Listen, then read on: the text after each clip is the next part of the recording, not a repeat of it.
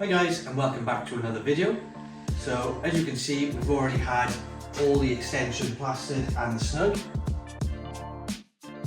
and we've also had the front bedroom plastered. So today I'm going to show you what I'm working on in the other rooms. So I've got to get this room completely finished and ready for the plasterer. So to start off with, we're just going to empty the room. I'm going to finish this bay area and then plod along with prepping these walls. When we first bought this house in 2022, this room was used as a storage area. After we had the planning application approved, we started off with building our extension. We left the front of the house to the end. We finally came back into the front rooms February last year and started to empty them by stripping all the wallpaper and removing all the parquet flooring. In hindsight, this is something that we probably could have done before, but as I said, we were using this as a storage room. After this whole room was cleared and gutted, we then could start digging out the floors. The reason for this was that we'd built an extension and we wanted all the floor heights to match all the way through, and as you can see when we kind of look at the parquet, there's lots of wet and damp areas from a lot of rising damp. So we had to take the floor down 575mm to account for all the insulation, all the heating pipes and the concrete. In last week's video you would have seen me installing some of the easier boards around the bay window. But today we're going to finish off the bay window with all the heads and reveals. So step one of the window framing is done. So all I've done is, because I've put these timber uprights either side of the window for fixing, they weren't level at the time. I should have really spent time leveling them. So I cut down 70mm wide strips of MDF. I put loads of glue on the timber behind and I've leveled them out with a laser, just pinned them in place. So that's given me straight lines all the way around the window, which now means I can put batten on this, pin or screw, whatever, just to get it bulked out so I got something to fix into sideways, and that'll allow me to do my reveals. And once I've done my reveals, I can put a batten in the corner between the plasterboards and batten up, screw it all together and carry on like that. That's the plan. The only bit which is going to be awkward is these pillars in the corners, because I need to put the reveal there, and then I need to get two little rips of this insulated board, carry on through up to the head height where this laser is. Once I've done that and I've cut the angles, I think I'm going to put loads of foam up the back of them. I think I'm going to tape them together and then screw them through, and hopefully all the foam and tape will hold it together. And then I'm going to put loads of insulation inside the pillars. As you can see, I've already foamed up this massive gap, which was like the thickness of brickwork. That's lovely and warm in there. So that's the plan. Looks rough, but it does the job. Be nice and secure. Plasterboard should not move at all, shouldn't cause any cracking, and it'll create a lovely finish for the plasterboard. Right guys, so the next step I'm doing is I'm working out the depths of my reveals to make sure when I look down them sideways like this, they're plumb all the way up through to the head, and we have no discrepancies from the bottom of the wall, so it doesn't come up and then drop in and kick out. So what I've done, I've managed to get this reveal depth, so from the window out to the front edge of this plasterboard all the way up 125mm.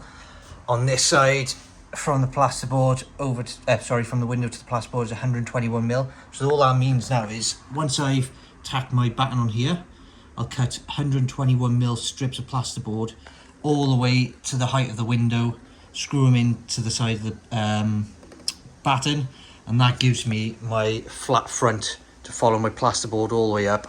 And I'll screw a batten into the back side of the plasterboard to this thickness, and then when I dab it all, I can screw the corners so the corners are all secure, dot and dab this corner, and just carry on around the head, do the same on that side.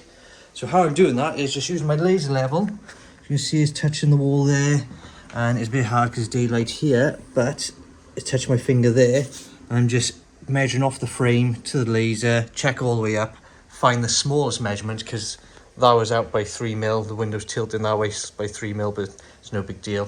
But yeah, smallest measurement, and then get it fixed in. So that is the plan. Just to show you what I mean, put a tape on the window, Let's cover the light. There we go. We got 130 mil there. We got 127 mil there, and it'd probably be about 125 mil at the top. Quite hard to see because of the sunlight. Sorry guys, this is very hard to do. About 126 mil at the top. So we'll measure that down here just as a reference. 126 mil, 1 mil difference from the other side, and we'll do that for these two corners and that corner there. Right, so all this is battened out using scraps. If this was in a customer's house, guys, I wouldn't be using all rips like this. I'd be using like batten properly. But yeah, this is wide enough now to get some good screws into. That's rock solid. So we got our plumb level there, and this is going to create a plasterboard. If I use this little offcut, it's not the right size, but you can sort of see what I mean now. Get a good fix in here, which then creates our plumb line from down there all the way up once I've cut the plasterboard to the right height. So that is the plan. Get all these reveals cut now and screwed in, and then we can start working on the face, getting all those angles cut and all these levels up here cut. And once I've done that, guys, I'm cutting these side panels and pillars to the right height of the window. Then I can put a full strip up there, dot and dab to the wall, and it's also resting on the weight of the pillars. So if it does ever slightly become loose, it shouldn't move because it's sat on pillar there, pillar there, pillar there, and a pillar there. That is the plan, and hopefully it all goes to plan.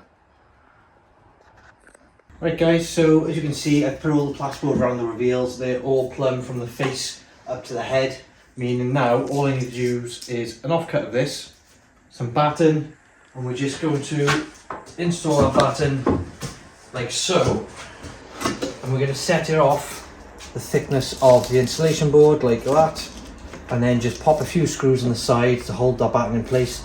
And then when I dot and dab here, I can put screws through the face of this to hold into the batten and hold all the corner together. And that's the plan. Right guys, while I'm doing this section here, the pillars, I put the two timbers in and realised I'm not going to be able to cut like a 45 bit of timber in this. So what I've done is, I've cut the width from there to there, but with a 45-degree angle on the back of this insulation. So I can fix this through now. That's going to fix into there. And I can catch a couple of screws through there onto the timber. And I'm going to do the same. I'm going to do a little rip, which is 49 mil and then 45 mil back. 49 mil to the join there, and then it's 45 degrees back. And then I should just be able to screw that in snug. And then we'll have our corner, and that'll be well insulated all the way up to the pillar.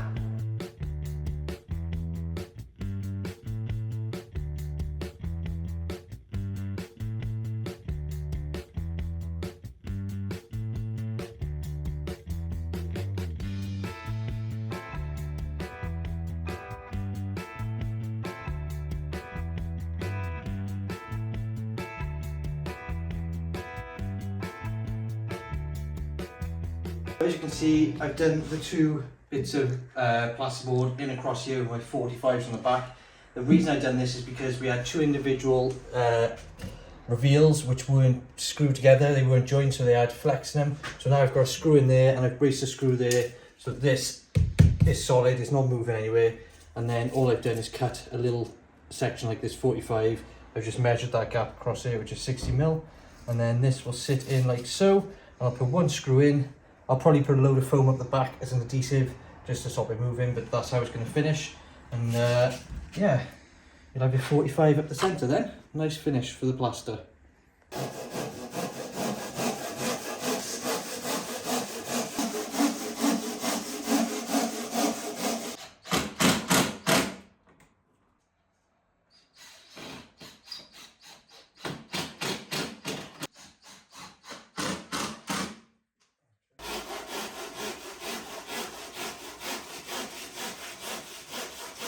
There you go guys, free-handed 45 all the way down that board, and that's the bottom of it. That looks like 90 degrees to me.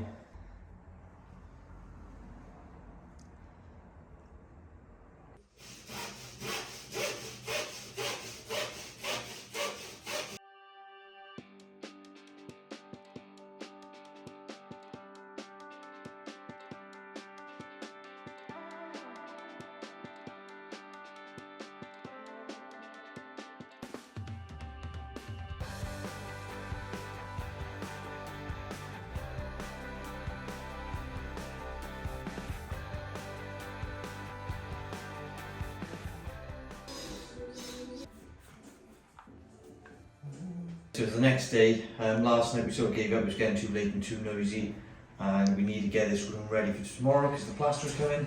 So I'm just putting the final screws in the ceiling to make sure that's all secure, and then I'm going to jump on to the reveals and dab them on.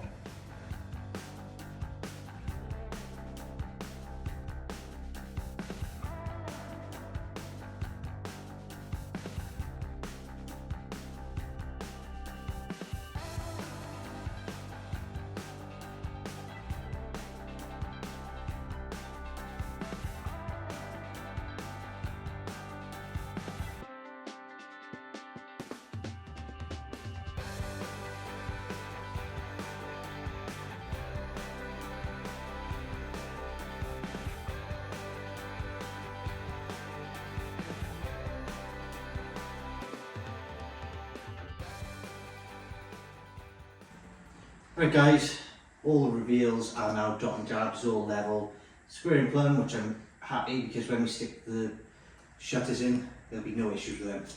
Did have a bit of a nightmare because it's 20 degrees in here with the heating, that started setting rapid, so I have to keep mixing it up with more water, but it's done now, so we're going to have a good clean up and carry on working. It's now Monday morning. We have the plasterers coming again today, and this is the room they're going to be focusing on. We didn't get around to scraping some of the old wallpaper off, so hopefully the plasterers will do that for us. They need to blue grit the walls and then fill in all of the chasers. And then after all that, I guess they might make a start on the ceiling, which is exciting. We this week as well, hopefully they'll get around to doing the bathroom, but Rhys just has some bits to finish off before they can make a start in here. As you would have seen yesterday guys, I wrapped up this wall. The only thing I didn't get finished were the beads, which the plasterers finished today, and they also finished the bonding coat, so all the chases. After I finished the wall, I went at the attic, which you might have seen some clips already. So tomorrow they're coming back, they've got the trestle set up, they're going to be skimming all the ceilings, which will be great. But we're over in the toilet now, and we're finishing up the plumbing, ready for plastering. So you would have seen a clip of me inserting all this new tap. I've just drilled through for the waste. I'm re-insulating all this area now. We're going to board it, and that is this wall done.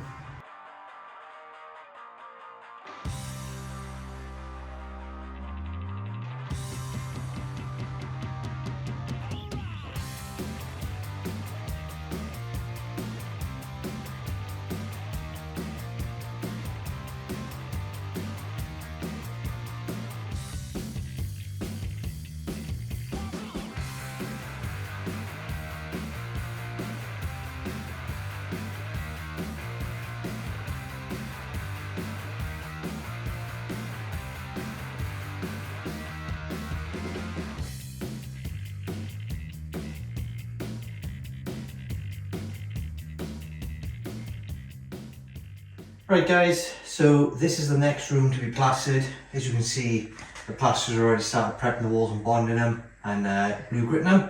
We've just had to remove the bath, which was great fun with a pregnant wife. We've just boxed all this in, ready. We're going to chuck some plasterboard on the edge so they can plaster up to it. I probably won't be able to finish this tonight, but they're not skimming this, so that's no problem at all. So if you recall guys, back last year, we bought tiles for this room. We're going to have 600 by 600 square tiles throughout the terrazzo effect, and then when it comes to the shower, they're going to come up the wall here and all the way across and across the back, and the same here. We're going to start out there and come across. So the plaster is only going to plaster up to this line on both sides, do the ceiling and everything that sort of direction. Right guys, so it's been another week and the plasterers are done. So they've completed the bathroom and they've completed this front bedroom.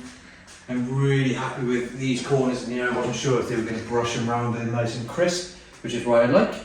So yeah, really pleased with the plastering so far. It's been a really good job. Make sure to give us a like and subscribe if you enjoyed that video. Next week we'll be moving on to decorating the front room.